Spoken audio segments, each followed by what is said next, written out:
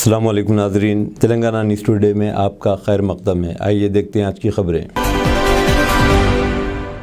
حکومت کی جانب سے تیار کیے جانے والے مکانات غریبوں ہی کو ملنا چاہیے، کے ٹی آر کا بیان۔ ریاستی وزیر کے ٹی آر نے بلدیہ عظیم تر حیدرآباد کو ہدایت دی کہ وہ اس بات کو یقینی بنانے کے لیے سخت اقدام کریں کہ ڈبل بیڈ روم مکان صرف بے گھر غریبوں ہی کو مل سکے۔ انہوں نے ان خیالات کا اظہار نانک رام گڑھا میں واقع حیدرآباد گروتھ کوریڈور لمیٹڈ کے دفتر، جہاں بلدی عہدیدار اور ہاؤسنگ ڈپارٹمنٹ کی میٹنگ میں کے ٹی آر نے کیا اور کہا کہ ڈبل بیڈ روم مکانات مستحقین کو حاصل ہونا چاہیے۔ عظیم تر حیدرآباد میں 1 لاکھ مکانات کے تعمیر کے عمل کو ایک حصے کے طور پر 60,000 مکانات تعمیر ہو چکے ہیں اور اس مسئلے پر آئندہ ہفتہ دوبارہ میٹنگ ہوگی اور رہنمائی خطوط جاری کیے جائیں گے۔ ریاستی وزیر کپلا ایشور نے کہا کہ ہم معذوروں اور ضعیف افراد کی حمایت کرتے ہیں۔ بزرگ شہریوں کو ہراساں کرنے پر سخت کارروائی کی جائے گی اور حکومت معذوروں اور بزرگ شہریوں کی نہ صرف حمایت کرتی ہے بلکہ احترام بھی کرتی ہے، اور ٹی آر ایس حکومت عوامی فلاح و بہبود کے لیے بھی سخت محنت کر رہی ہے۔ انہوں نے ان خیالات کا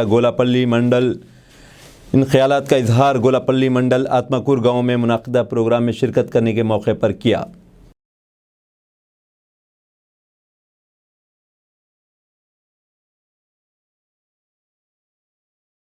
حکومت نے غریب دلتوں کی فلاح بہبود کے لیے دلت بندھو اسکیم شروع کیا ہے۔ کوروٹلا کے کلوا کنٹلا ودیا ساگر راؤ ایم ایل اے کا بیان۔ کوروٹلا کے رکن اسمبلی کلوا کنٹلا ودیا ساگر راؤ نے کہا کہ حکومت غریب دلتوں کو معاشی فوائد فراہم کرنے اور انہیں ترقی کی راہ پر گامزن کرنے کے لیے پرعزم ہے۔ انہوں نے استفاق کنندگان کو مشورہ دیا کہ وہ ان اسکیمات سے استفادہ کریں۔ حکومت نے عوام کو آگاہ کیا کہ بارشوں کے سبب وبائی امراض سے محفوظ رہنے کی کوشش کریں۔ محکمہ صحت و تندرستی کا مشورہ۔ ریاستی محکمہ تندرستی و صحت کے مطابق doctor J Venkati Hyderabad district medical and health officer نے کہا کہ بارش کے موسم میں وبائی بیماریاں پھیلتی ہیں اور دواخانوں میں آؤٹ پیشنٹس کا اضافہ ہو جاتا ہے۔ ایک ہفتے میں وقفے میں ہونے والی بارشوں کے سبب نزلہ، زکام، کھانسی، بخار جیسی علامات ظاہر ہوتے ہیں۔ اگرچہ کہ ڈینگو اور ملیریا قابو میں نظر آتے ہیں، لیکن بارش کے پانی کے ایک جگہ جمع ہو جانے سے امراض بھی لاحق ہو سکتے ہیں۔ اسی لیے عوام احتیاط کریں اور پانی کو ایک جگہ جمع ہونے نہ دیں۔ چینی موبائل کمپنیوں کے خلاف انفورسمنٹ ڈپارٹمنٹ انڈیا کے 30 مقامات پر چھاپے۔ انفورسمنٹ ڈائریکٹریٹ ای ڈی نے ملک بھر میں ایسے 30 مقامات پر چھاپے مارے ہیں جن کی چینی موبائل کمپنیوں کے ساتھ براہ راست اور بالواسطہ تعلقات ہیں۔ ای ڈی کے اہلکار کئی کمپنیوں کی تلاشی لے رہے ہیں۔ ماضی میں ای ڈی نے فیما ایکٹ کے تحت زیامی کے جائیدادوں کو ضبط کیا، لیکن کرناٹک ہائی کورٹ نے ان احکامات پر روک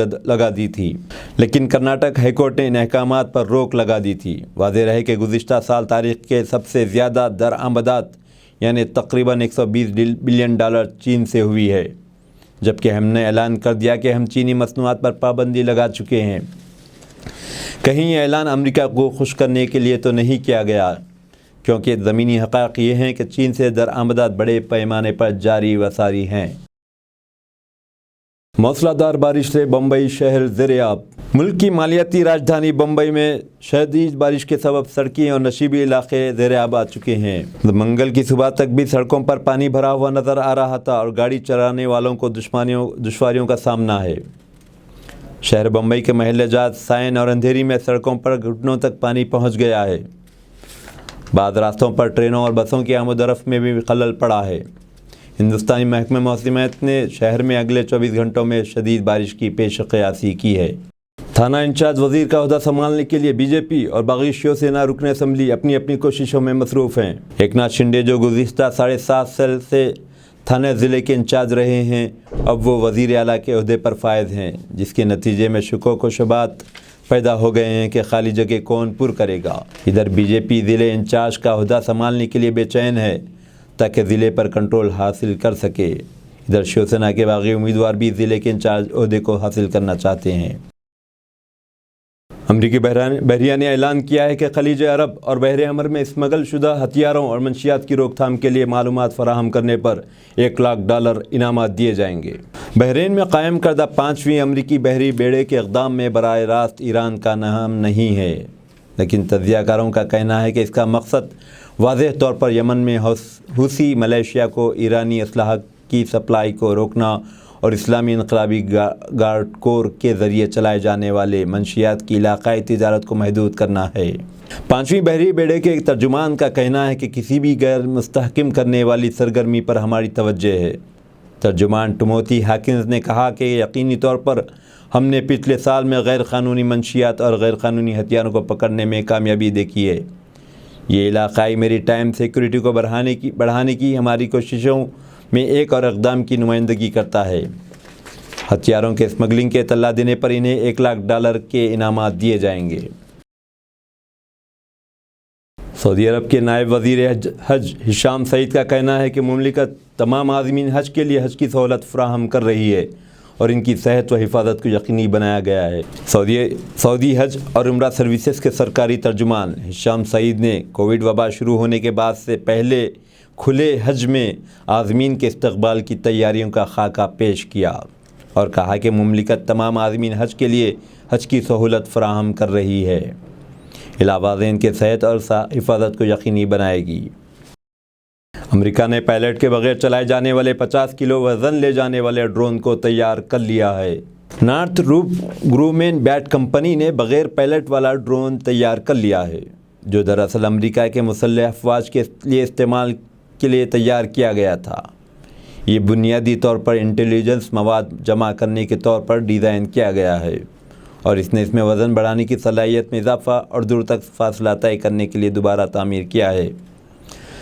تازہ ترین ڈرون، جس کے پنکھے 14 فٹ کے ہیں، یہ 100 پاؤنڈ تقریباً 50 کلو گرام وزن اٹھانے کی صلاحیت کا حامل ہے اور سطح سمندر سے 17,000 فٹ بلندی تک 18 گھنٹے مسلسل پرواز کر سکتا ہے۔ تیار کر لیا گیا ہے۔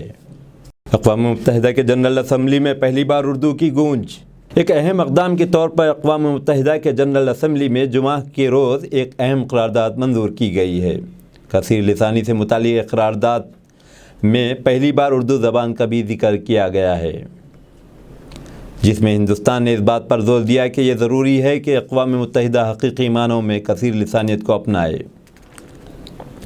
جملہ 193 رکنی اقوام متحدہ کی جنرل اسمبلی میں منظور کردہ قرارداد اقوام متحدہ کے سیکریٹریٹ کی ذمہ داری کو واضح کرتی ہے کہ وہ اپنی سرگرمیوں میں کثیر لسانیت کو یکساں بنیادوں پر شامل کرے۔ پیش کی گئی قرارداد کو ہندوستان سمیت 80 سے زائد ممالک کے تعاون سے اسپانسر کی گئی ہے۔